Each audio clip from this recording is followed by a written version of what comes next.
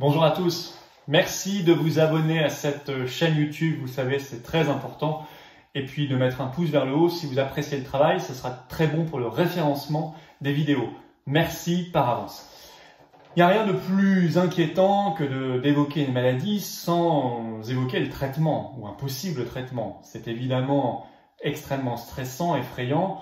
Or, concernant le Covid-19, le coronavirus, il faut sortir absolument de cette ambiance de peur, de terreur, d'angoisse qui s'installe ou qui est sciemment installée dans notre pays et même ailleurs.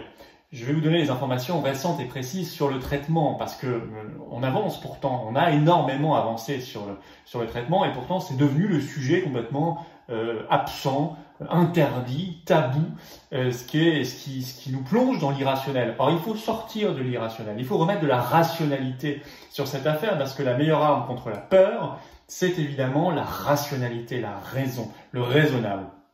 Et c'est vrai que le règne de l'irrationnel, ça donne la main au gouvernement. Ça donne la main à l'irrationalité la plus totale. On nous parle maintenant même de masques obligatoires pour tout le monde, même à l'extérieur, alors que il a toujours été parfaitement démontré que c'était totalement inutile, que c'était pas absolument excessif, disproportionné, que ça hypothéquait la vie économique, sociale, culturelle, scolaire, universitaire, politique, intellectuelle de notre pays, et ça n'est pas bon. Voilà. Donc il faut aller vers ce qui est rationnel, ce qui est bon. On va en parler, sachant qu'aujourd'hui il n'y a pas de seconde vague.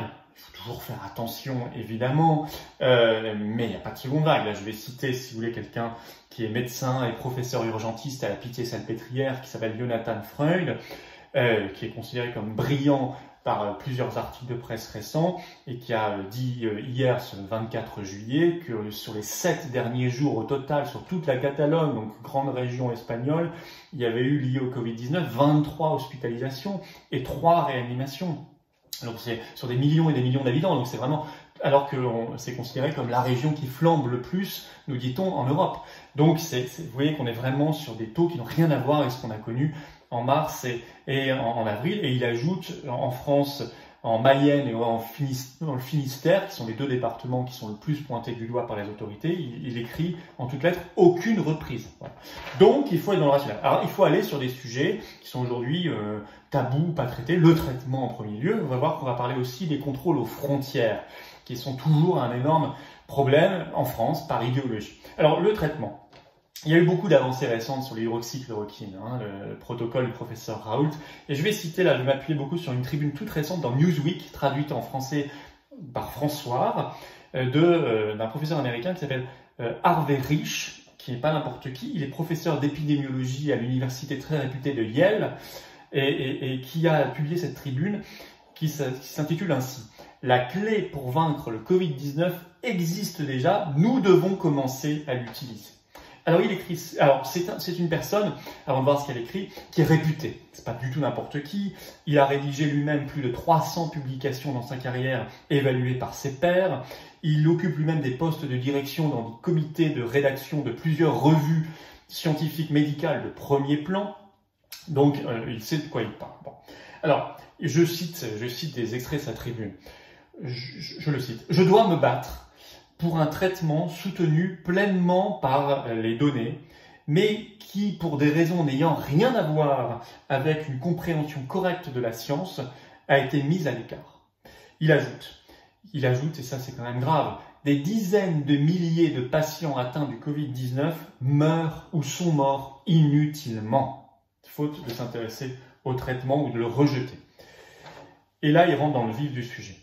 Il dit clairement, l'hydroxychloroquine, c'est très efficace, surtout en association avec des antibiotiques comme l'azithromycine, ça c'est ce que recommande le professeur Raoult et d'autres, ou, il précise aussi, ou la doxycycline, et le complément nutritionnel zinc. Voilà. Il dit c'est bien adapté pour un traitement précoce en ambulatoire, ce que nous savons depuis le départ, ce qu'a dit Raoult depuis le départ, c'est-à-dire que ça doit être pris au début de la maladie lorsqu'il y a les premiers symptômes en ambulatoire et non pas à l'hôpital.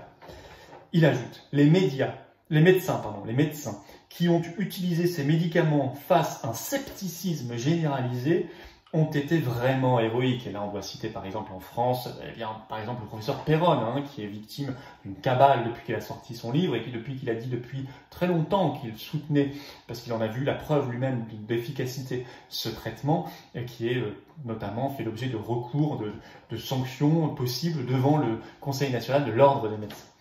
Et il dit qu'on voit le même phénomène dans tous les pays occidentaux.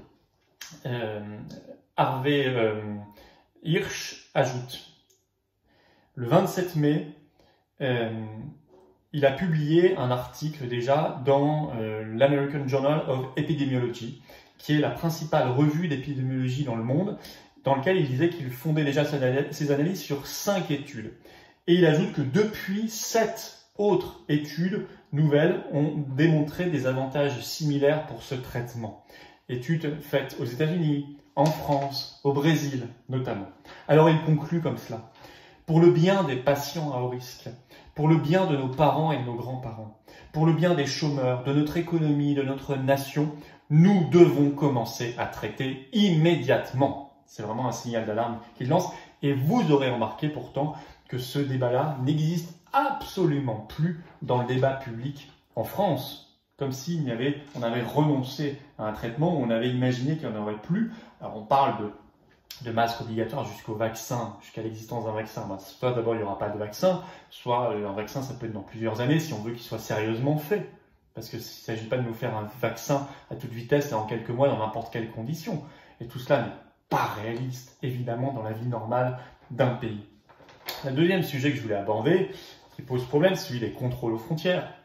Là, je m'appuie sur un article sorti dans le journal Le Monde ce 25 juillet qui traite des urgences à la Pitié-Salpêtrière et qui interroge un chef de service qui s'appelle Alexandre Demoule, qui dit lui-même: ce sont beaucoup, les quelques rares cas qu'il voit revenir là depuis quelques jours, ce sont beaucoup des cas d'importation aux 2 tiers. Ils viennent de Serbie, de Croatie, d'Algérie. Donc les quelques cas qu'on voit revenir, ce sont essentiellement pour les 2 tiers des cas venus de l'étranger. Et là, encore une fois, il y a un énorme retard français. Alors, le gouvernement a annoncé hier, le 24 juillet, une liste de 16 pays pour lesquels il y aura des tests obligatoires quand on arrivera en France. Pour 4 d'entre eux, il faudra un test négatif qui aura été fait dans le pays là-bas. Et pour les 12 autres, il faudra faire un test en arrivant en France. Mais d'abord, on n'a pas beaucoup d'informations sur les conditions de réalisation de ces tests et du suivi ensuite des patients. Et puis, autre problème, dans cette liste de 16 pays, comme par hasard, il n'y a aucun pays de l'Union européenne. Or, je vous citais ce chef de service à la Pitié-Salpêtrière, par exemple, il cite la Croatie, qui est un pays de l'Union européenne. Alors, pour des raisons idéologiques, on les a retirés de la liste, parce qu'encore une fois, le gouvernement français se soumet à la bien-pensance européiste, ce dogme de la libre circulation. Et donc, plutôt que de faire ce qui est efficace, travailler notamment sur les tests et les frontières, eh bien, il met au-dessus l'idéologie, quitte ensuite à nous refourguer ces histoires de masques obligatoires à l'extérieur jusqu'au vaccin, etc., etc. Voilà ce que je voulais dire aujourd'hui, tirer la sonnette d'alarme, insister sur la rationalité, remettre du rationnel dans ce débat, chasser la peur, chasser tout ce qui peut instrumentaliser, apeurer les peuples et les populations, les mettre dans la main de l'irrationnel et du gouvernement, ce qui n'est jamais une bonne chose. Nous sommes des hommes et des femmes adultes, debout, libres, qui devons le rester et qui devons surtout faire œuvre de raison et de rationalité, ce qui est un grand acquis des siècles derniers, et non pas tomber dans l'obscurantisme et dans l'intimidation, la peur et l'irrationnel.